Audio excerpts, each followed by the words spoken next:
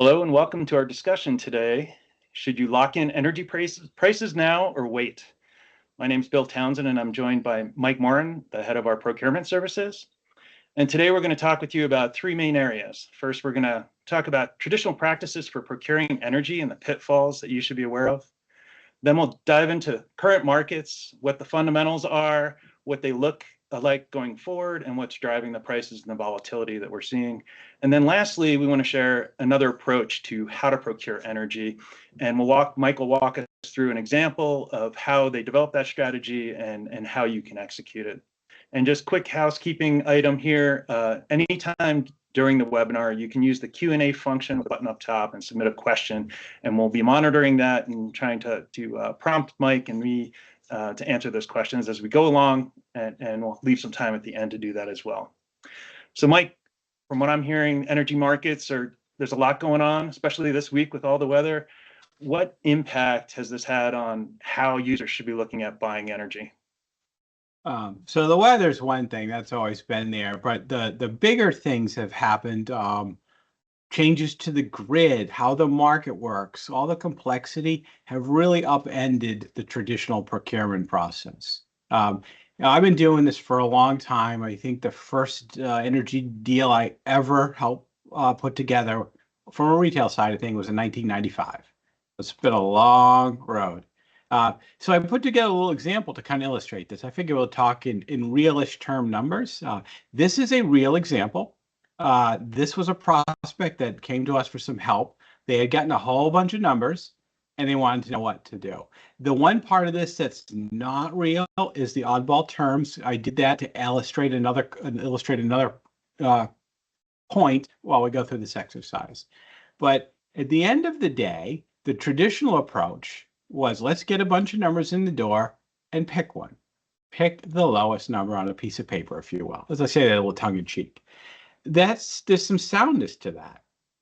It's electricity. It's a commodity. Who cares? It's let's get the lowest number. It's justifiable. Your boss isn't going to question that decision. All those things were solid ways to do business years ago. But things have gotten a lot more complicated. So to role play this through of what happened, I asked this particular client what their business objective was. And they said to me, we need to know our prices so we can set our costs for our customers. Sorry, we need to know our costs so we can set our prices for our customers. That's their business objective. So they thought they could get there by doing a fixed price. If you look at this is a December 26th start. So at the very end of this contract, this 47 month that this person was leading to wasn't going to work. They'd have 1 month that would not fit their criteria. So we talked about that and they agreed that, it's 4 years down the road, but no matter what, we need to discard that stuff. So just by simplifying and stating that business objective, they eliminated half the decisions they have to make, but they also don't have that little low price. Again, those are fake numbers. The actual discount would not be that big, but I do see this at all. This is what was called sweet spot pricing.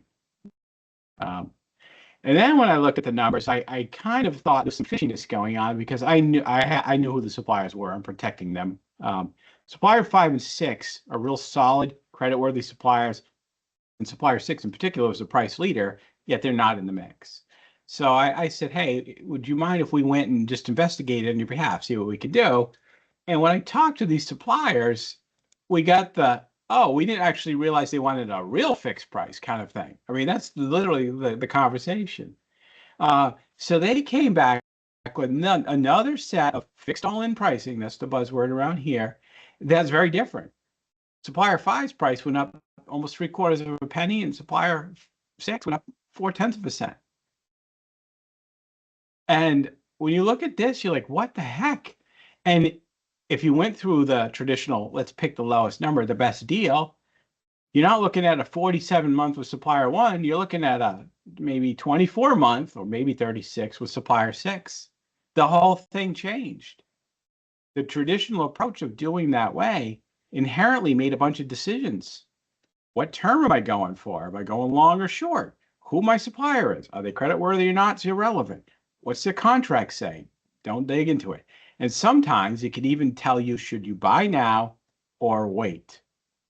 So the traditional approach is upended by a lot of turmoil in the market. So a little key takeaways about this exercise, and this is good advice for anybody who has to procure energy. Be wary of the sweet spot pricing. And a lot of people will tell you, oh, here's a sweet spot. That's just a trick. It's not a strategy.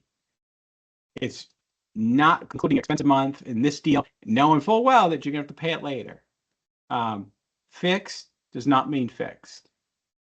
It just doesn't anymore. What you and I would want to see in a fixed price, it just doesn't exist in most regions of the country anymore, for long-term deals anyways.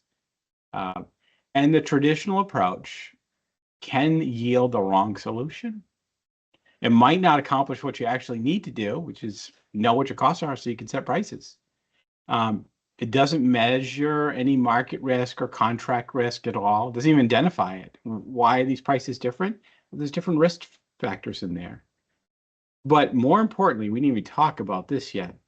The most important factor in buying energy is what is going on in the market.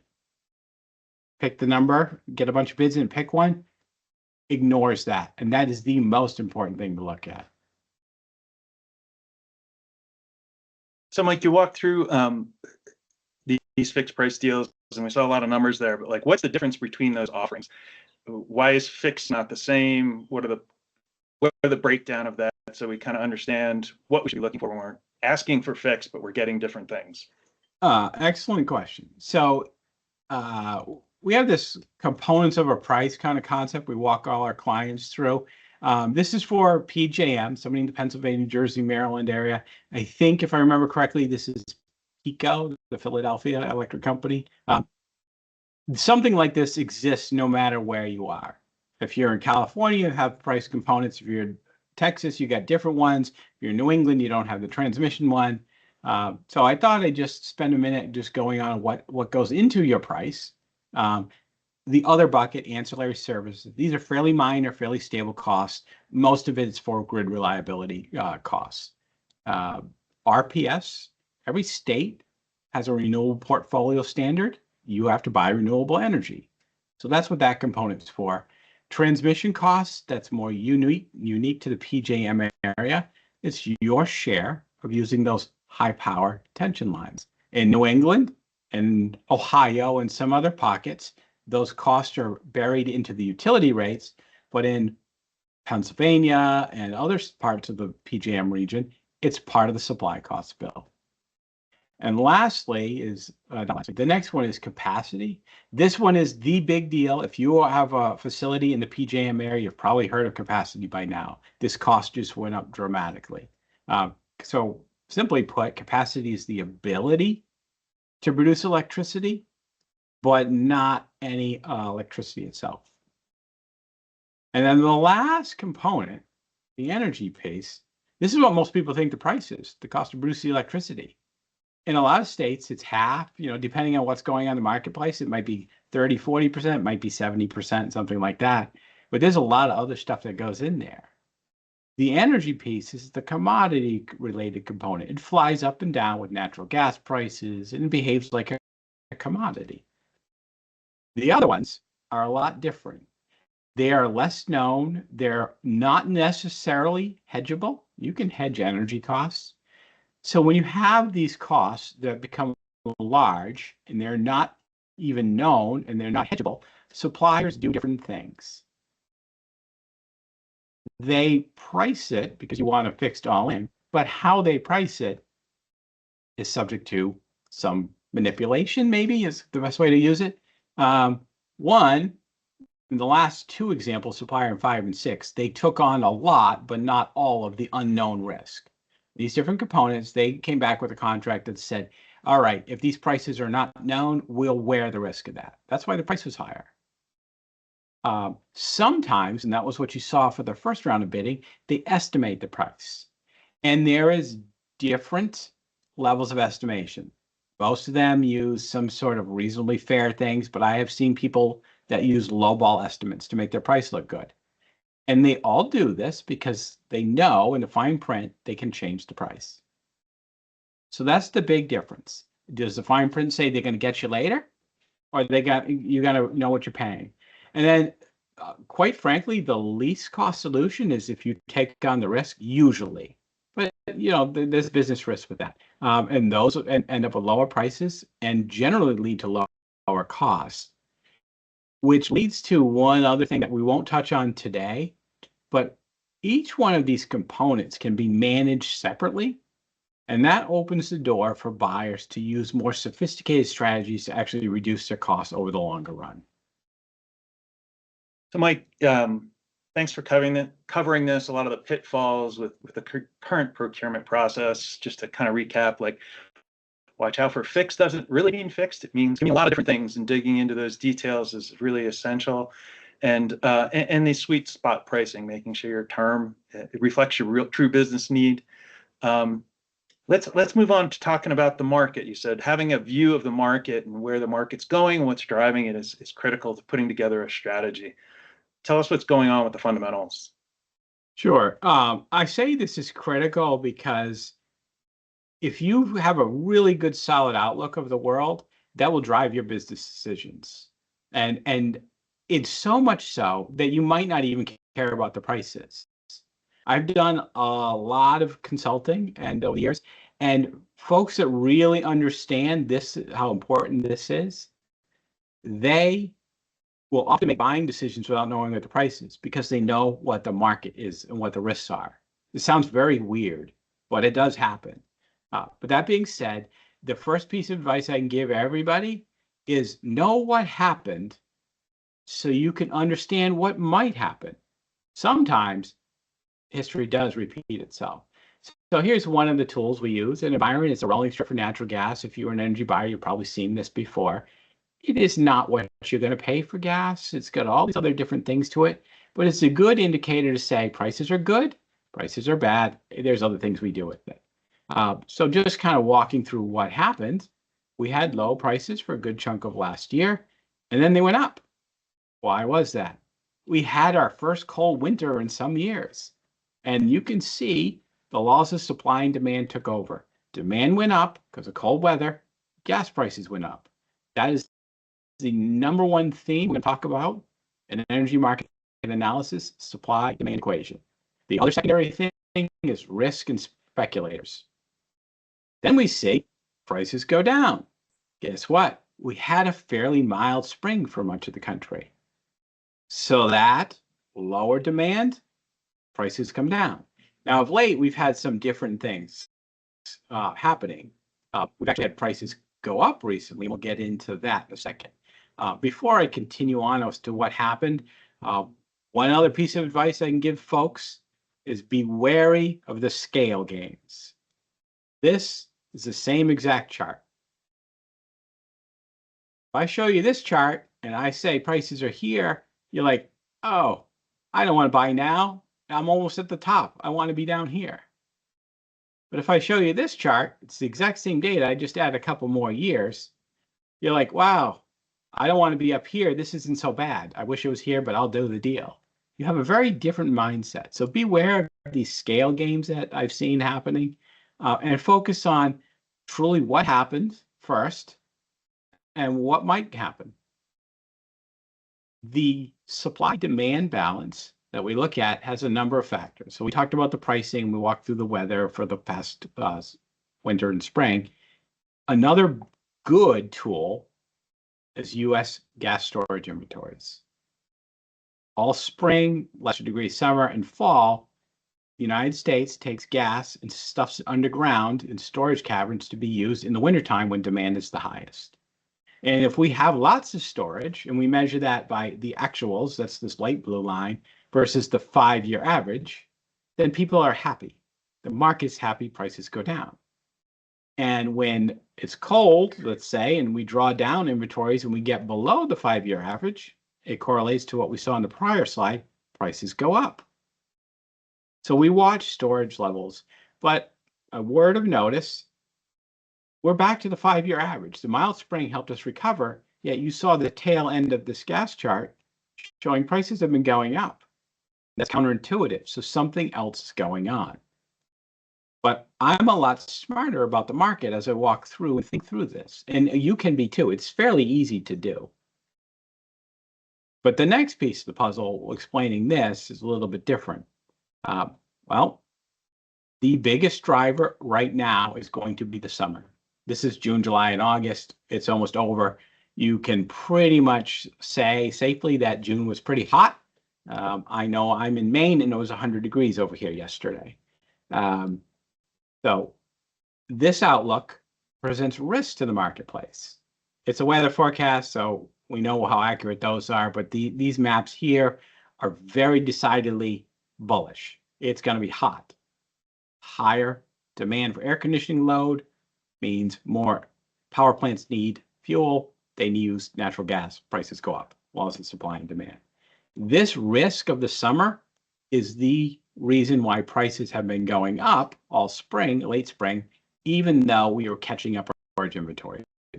The risk factor is real.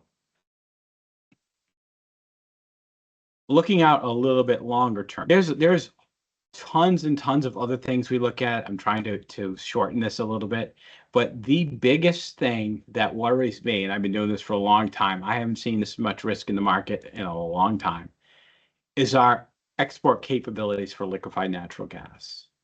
We produce a lot of gas and we bring it down to different terminals. They smush it, really put it on high pressure, chill it to minus 250 degrees or whatever it is, and turns into a liquid. They put it on tankers and then they send it around the world. Our capacity to do so is going to dramatically increase. We had been able to produce about 14 billion cubic feet per day.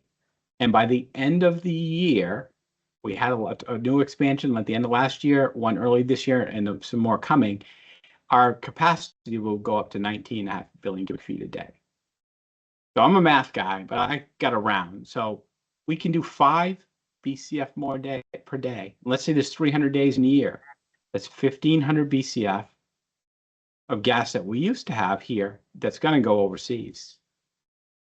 So if we look at that in the context of our storage, we try to get to 4,000 BCF or 4,500 billion cubic feet of gas, but 1,500 of it's no longer going to be there next year.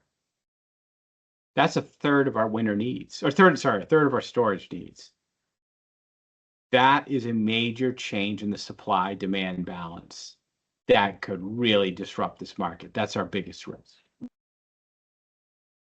Summarizing all this, the cold winter hurt us, but we got some help, mild spring. Looking at this over time, oops, did I update this slide?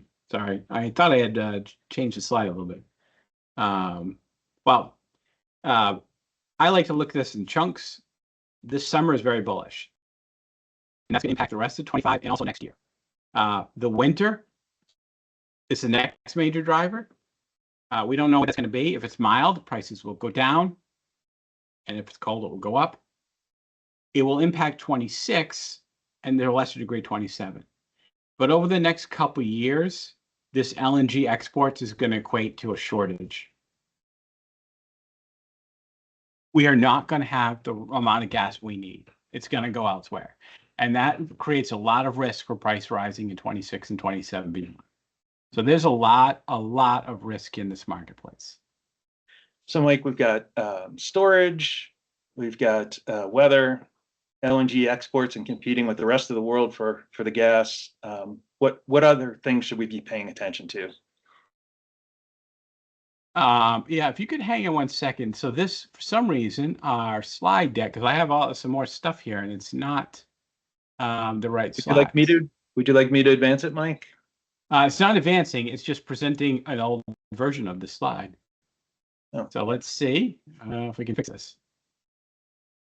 All right, so let me see if we can jump ahead. No technical difficulties here. Yeah. If not, we can always talk through the points that you wanted to make. All right, it's not working.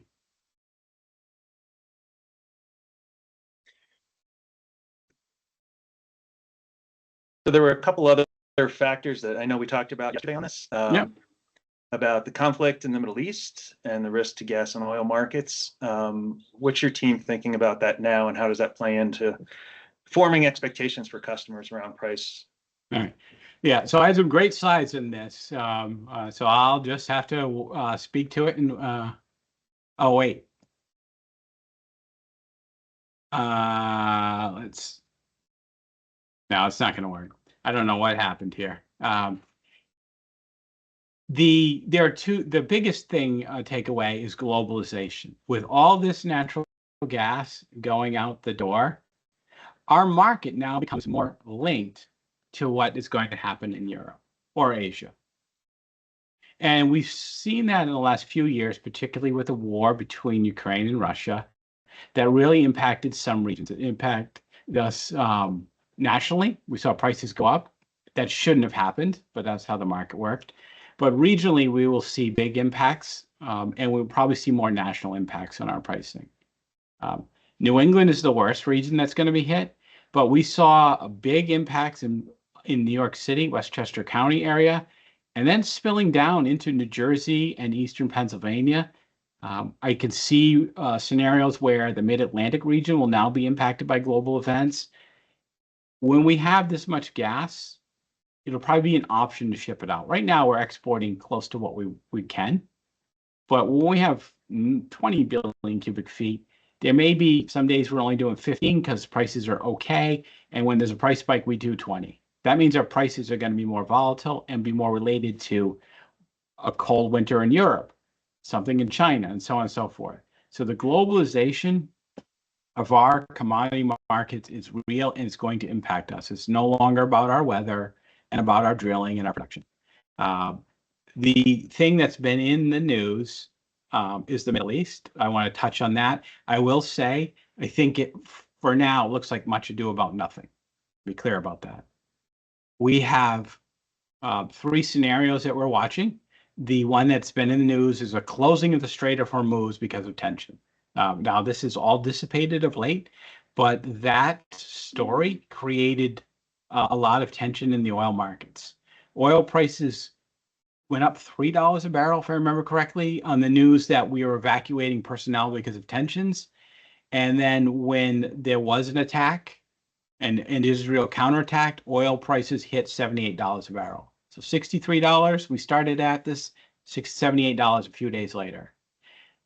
Once Iran announced that they were going to de-escalate, prices dropped back down to where they were and then dropped down another $5 to $68 a barrel. So in one day, we saw a $10 swing in oil prices. And now today, they're at $63, $64 a barrel because everything has calmed down.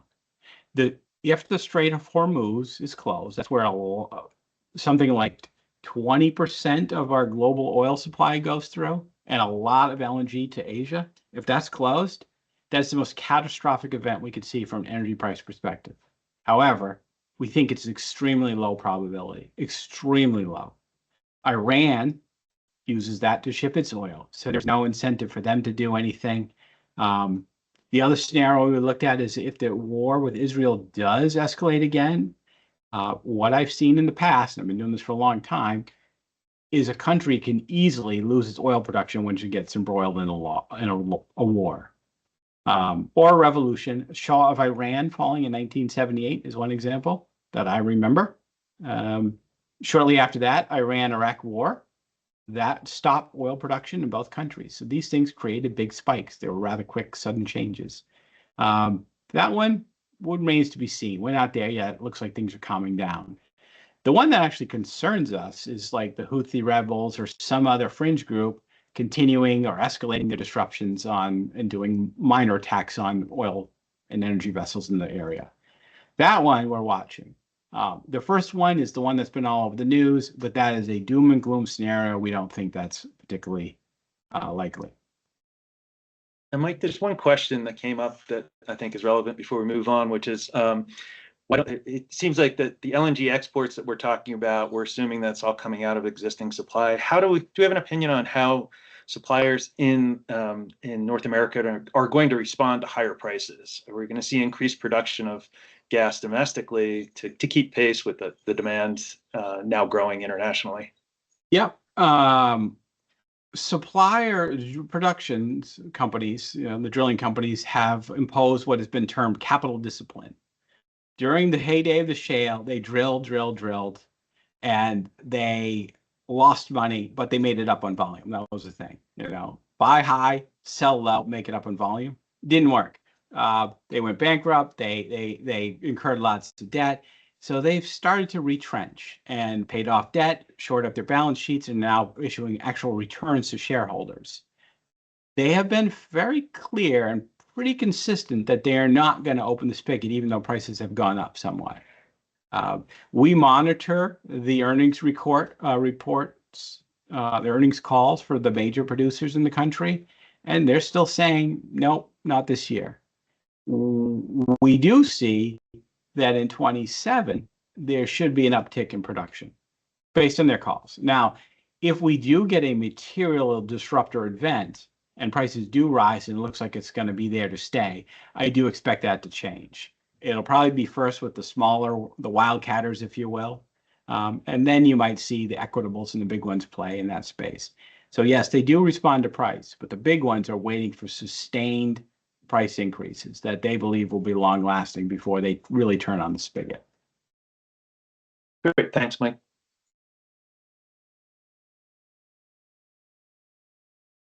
You want to jump into your takeaways? Well, the slide isn't there, so no. Actually, wait a second. Let me see if I can find the old version of this. 1 second. I apologize, folks. This was not what I had planned. So at the end of the day, though, the message is, as you saw with the oil markets, globalization means our prices, our markets are linked to other things that are way outside of control. Heck, there might not even be inside our control to even manage reasonably and pay attention to. We're going to read the paper in Beijing to find out what's going on. And the risk of these markets is real, and unfortunately, they impact your price. Speculators playing this market, they're driving the market. One last question is about bearish factors. The one thing on the horizon is possible economic downturn for U.S. or all the developed economies, for that matter. What do we see the net effect if we enter a recession here or here and Europe on demand against all of these bullish factors? What do you guys expect the net to look like? Excellent question.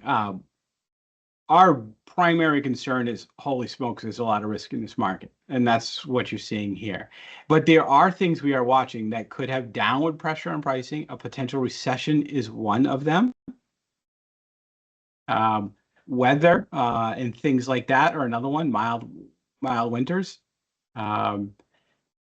So the question, though, is if we have a recession, what will happen to prices? It should push prices down. The question is, from where? Are we going to go up another 20%, 30%, and then we get back down to where we are today? That's a little bit uncertain, but the outlook is scary, but it's not certain. As good as we are at watching these markets and taking all the data points and distilling them, we don't know for certain. It's easy to say, oh, you should have done this when you look at a chart of history. But to know today what we should do for the future is a lot harder. If I could predict the markets exactly, I would have my island, and my butler would be Warren Buffett, and my chauffeur would be Bill Gates. But I can't. No.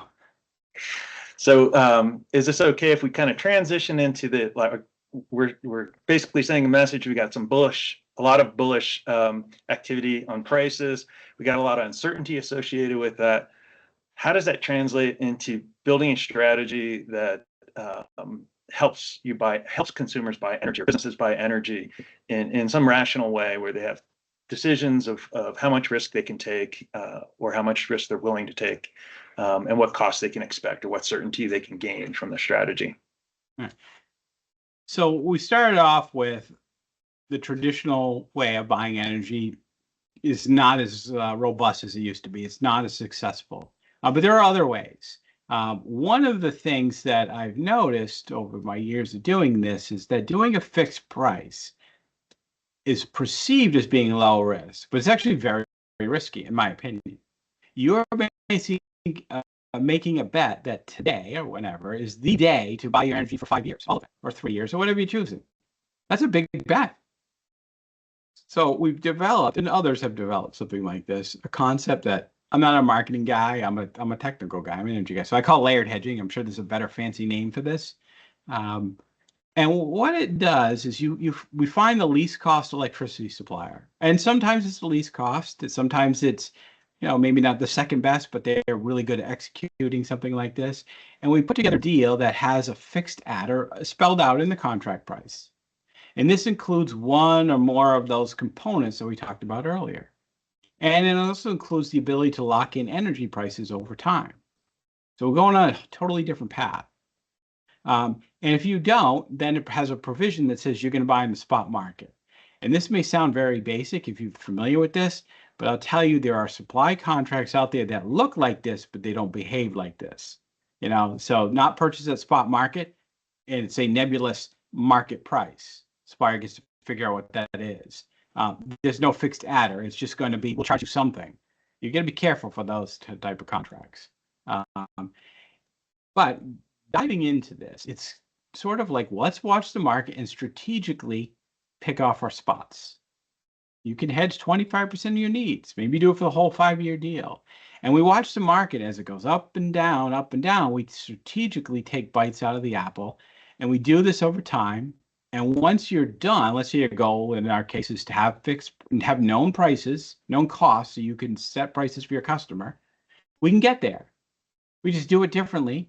We do it over time using a dollar cost averaging, if you will, approach. That's the concept.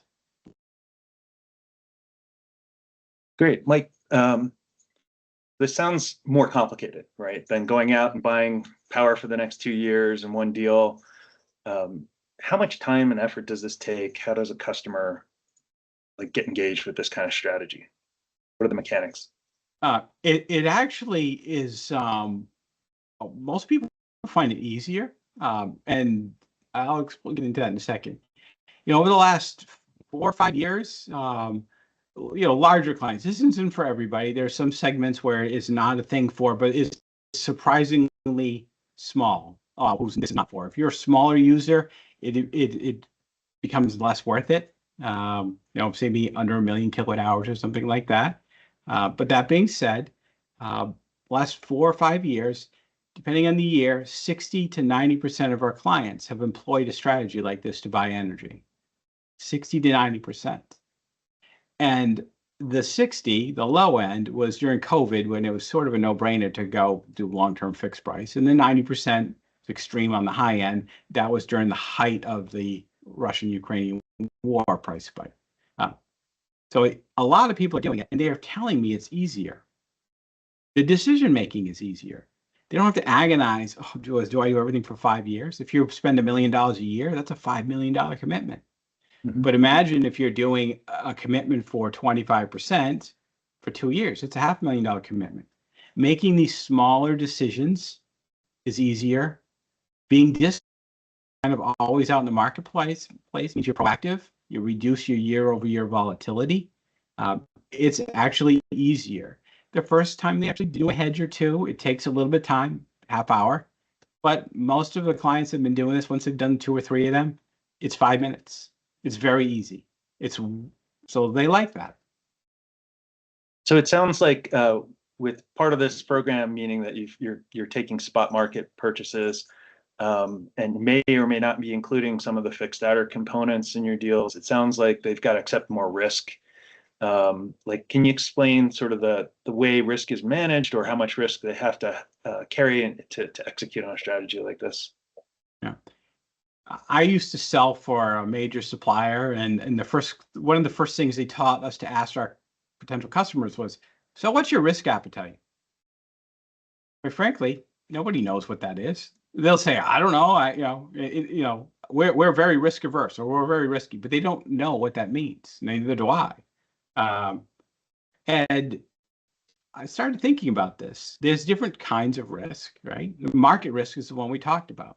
So this approach has way less market risk than a fixed price. It's not an all or nothing bet. It is a strategic process of locking in things over time. If you choose to, you can use the spot market. You don't have to. So that's a choice. You can manage that risk. It's completely in your control. If you include some of these components or not, it may sound like you're taking on risk, but as we showed you with a fixed doesn't mean fixed kind of example, you can't guarantee that just because you include it, that's what you're going to pay. And that is a huge issue. If you're in PJM, you know this. If you're in Del Mar, you know this, or Maryland. So what people really need to know is what the heck they're going to pay. That's help with their budget. So we can take all these complexities and take all the heavy lifting off it and give you a real solid budget if that's what you need. Okay. So it makes it a lot easier, even though you're not really taking on any more or less risk. You're going to take on less market risk. Appreciate that. So we're wrapping up now, and I just want to kind of repose the question and title, like, so should you lock in energy prices now or wait? Did we answer that question adequately? And our Q&A is open, so if anyone has any questions, feel free to submit them, and we'll try and address them in the last few minutes. So if you were to do a fixed price, I'd say on the balance things, do it now, and go out some time length. I'm giving some general thoughts for the entire country. We have people here from Oregon to Maine to Texas. So it's not a one size fits all. There are definitely regional differences.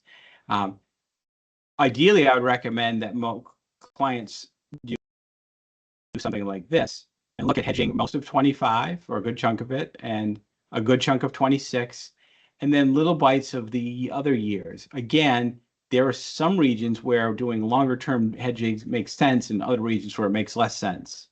And there are some regions where hedging this year makes less sense than it does in other regions. We are seeing weird things developing with the advent of solar. California, their prices are cheap now at 2, 3, 4 in the afternoon. Texas is heading that same direction. So there's going to be new ways of buying energy, new strategies in a year or two because of solar. So this approach, we think, will fit that as well. Gives you more decision points along the way. Yeah, simpler decisions though. Like everyone likes to make an easy decision, boom, we check off the list, and then you feel like you've accomplished a lot. This is that. So there's one question that we got is, if I'm locked into a current contract for some period of time, what are my options? You can renew a supply contract for the most part anytime you want. Do not break your existing deal. I mean, that is like the nuclear option. That's these suppliers, when you sign a fixed price deal, you saw how volatile the numbers were. They go out and hedge the price so they can deliver and meet their commitment to you. If the market goes down, they don't make any more money. If you terminate the deal early, they're going to sell the power at a loss. And their contract says we get to charge you our loss. You don't win. So even if you buy a deal that's cheaper, you're going to pay the fee. If the market goes up, for some reason you terminate, then you're just stuck paying a higher price. You can't win. So there are very rare circumstances where it makes sense to terminate a deal early. Very rare. If we don't recommend that, we think that's poor business. But if you're ever in that situation, make sure you get some really solid advice. But you can always start this type of approach or do a fixed price renewal at any time. Great. Well, I think that's a wrap then, Mike. Thank you so much for walking us through all this. And thank everyone for your time. We hope you got some value out of this presentation. And of course, we're always here for you if you have questions or you want to dig into these circumstances more specifically for your own needs. Thank you and hope to see you again soon. Thank you. And I apologize for the technical difficulties because the slides I have on my screen are not what's showing up here. So I don't understand Microsoft. It happens. Thanks, Mike. Take care all.